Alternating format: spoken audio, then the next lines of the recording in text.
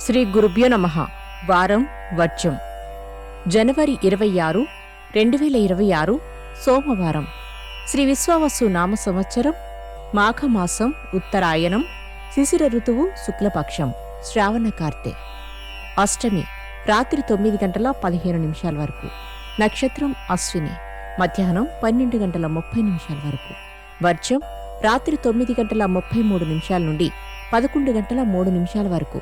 దుర్ముహూర్తం మధ్యాహ్నం 12:43 నుండి 1:28 వరకు. మరలా మధ్యాహ్నం 2:59 నుండి 3:44 వరకు. రాహుకాలం ఉదయం 7:30 నుండి 9 వరకు.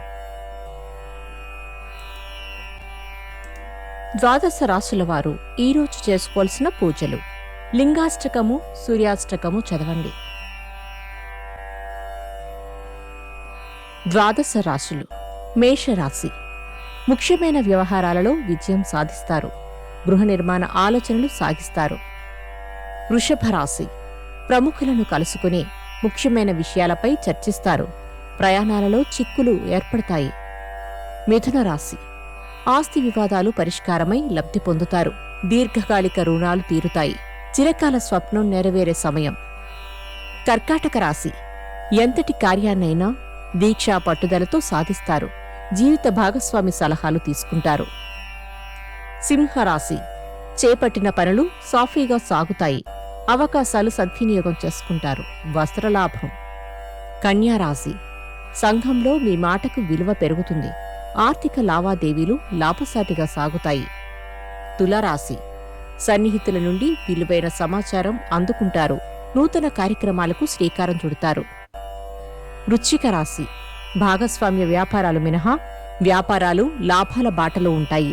స్త్రీలతో విభేదాలు రాకుండా జాగ్రత్తలు తీసుకోండి. ధనస్సు రాశి.